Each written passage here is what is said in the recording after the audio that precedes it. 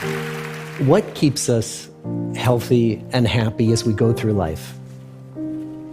If you were going to invest now in your future best self, where would you put your time and your energy? There was a recent survey of millennials asking them what their most important life goals were. And over 80% said that a major life goal for them was to get rich. And another 50% of those same young adults said that another major life goal was to become famous. And we're constantly told to lean into work, to push harder and achieve more. We're given the impression that these are the things that we need to go after in order to have a good life. Pictures of entire lives, of the choices that people make and how those choices work out for them, those pictures are almost impossible to get. Most of what we know about human life, we know from asking people to remember the past. And as we know, hindsight is anything but 20/20. We forget vast amounts of what happens to us in life, and sometimes memory is downright creative. But what if we could watch entire lives as they unfold through time? What if we could study people from the time that they were teenagers all the way into old age to see what really keeps people happy and healthy? We did that. The Harvard study of adult development may be the longest study of adult life that's ever been done. For 75 years, we've tracked the lives of 724 men. Year after year, asking about their work, their home lives, their health, and of course asking all along the way without knowing how their life stories were going to turn out. Studies like this are exceedingly rare. Almost all projects of this kind fall apart within a decade because too many people drop out of the study, or funding for the research dries up, or the researchers get distracted, or they die, and nobody moves the ball further down the field. But through a combination of luck and the persistence of several generations of researchers, this study has survived. About 60 of our original 724 men are still alive, still participating in the study, most of them in their 90s. And we are now beginning to study the more than 2,000 children of these men. And I'm the fourth director of the study. Since 1938, we've tracked the lives of two groups of men. The first group started in the study when they were sophomores at Harvard College. They all finished college during World War II, and then most went off to serve in the war. And the second group that we've followed was a group of boys from Boston's poorest neighborhoods. Boys who were chosen for the study specifically because they were from some of the most troubled and disadvantaged families in the Boston of the 1930s. Most lived in tenements, many without hot and cold running water. When they entered the study, all of these teenagers were interviewed, they were given medical exams. We went to their homes and we interviewed their parents. And then these teenagers grew up into adults who entered all walks of life.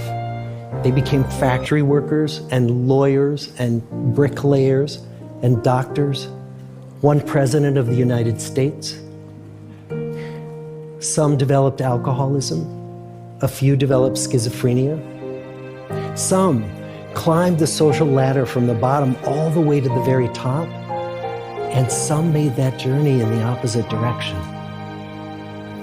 The founders of this study would never in their wildest dreams have imagined that I would be standing here today, 75 years later, telling you that the study still continues. Every 2 years, our patient and dedicated research staff calls up our men and asks them if we can send them yet one more set of questions about their lives. Many of the inner city Boston men ask us, "Why do you keep wanting to study me? My life just isn't that interesting." The Harvard men never asked that question.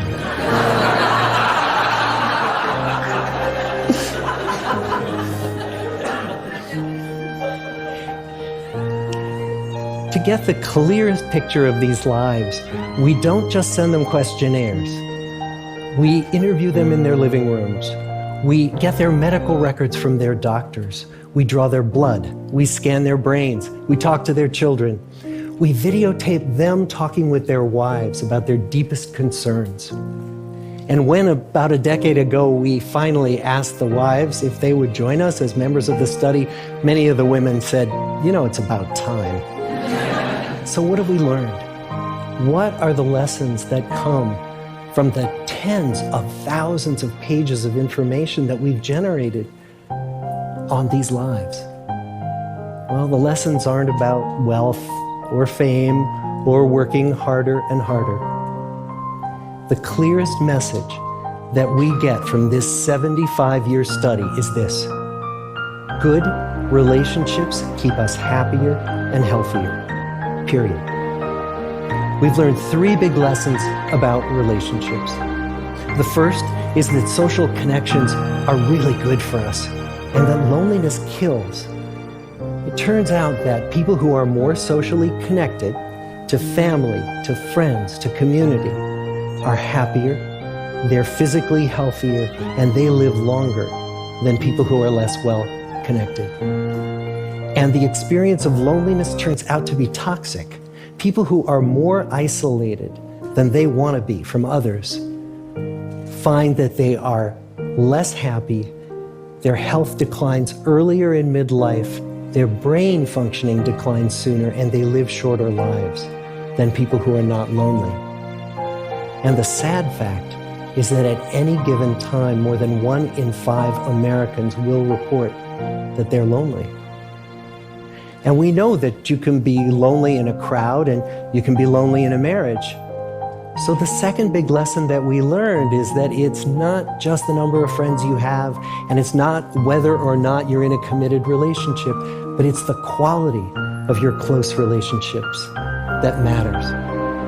It turns out that living in the midst of conflict is really bad for our health. High conflict marriages, for example, without much affection, turn out to be very bad for our health, perhaps worse than getting divorced. And living in the midst of good, warm relationships is protective. Once we had followed our men all the way into their 80s, we wanted to look back at them at midlife and to see if we could predict who was going to grow into a happy, healthy octogenarian and who wasn't. And when we gathered together everything we knew about them at age 50, it wasn't their middle-aged cholesterol levels that predicted how they were going to grow old. It was how satisfied they were in their relationships. The people who were the most satisfied in their relationships at age 50 were the healthiest at age 80. And good, close relationships seem to buffer us from some of the slings and arrows of getting old. Our most happily partnered men and women reported in their 80s that on the days when they had more physical pain, their moods stayed just as happy. But the people who were in unhappy relationships, on the days when they reported more physical pain, it was magnified by more emotional pain. And the third big lesson that we learn about relationships and our health is that good relationships don't just protect our bodies, they protect our brains. It turns out that being in a securely attached relationship to another person in your 80s is protective. That the people who are in relationships where they really feel they can count on the other person in times of need, those people's memories stay sharper longer. And the people in relationships where they feel they really can't count on the other one, those are the people who experience earlier memory decline. And those good relationships, they don't have to be smooth all the time. Some of our octogenarian couples could bicker with each other day in and day out. But as long as they felt that they could really count on the other when the going got tough, those arguments didn't take a toll on their memories. So, this message that good, close relationships are good for our health and well-being, this is wisdom that's as old as the hills. Why is this so hard to get and so easy to ignore? Well, we're human. What we'd really like is a quick fix, something we can get that'll make our lives good and keep them that way. Relationships are messy and they're complicated, and the hard work of tending to family and friends, it's not sexy or glamorous. It's also lifelong. It never ends. The people in our 75-year study who were the happiest in retirement were the people who had actively worked to replace workmates with new playmates. Just like the millennials in that recent survey, many of our men, when they were starting out as young adults, really believed that fame and wealth and high achievement were what they needed to go after to have a good life. But over and over these 75 years, our study has shown that the people who fared the best were the people who leaned into relationships with family, with friends, with community. So what about you? Let's say you're 25, or you're 40, or you're 60. What might leaning into relationships even look like? Well, the possibilities are practically endless. It might be something as simple as replacing screen time with people time, or livening up a stale relationship by doing something new together, long walks or date nights, or reaching out to that family member who you haven't spoken to in years, because those all too common family feuds take a terrible toll on the people who hold the grudges. I'd like to close with a quote from Mark Twain. More than a century ago, he was looking back on his life, and he wrote this: "There isn't time, so brief is life, for bickerings, apologies, heartburnings, callings to account. There is only time for loving, and but an instant, so to speak, for that. The good life is built with good relationships." Thank you.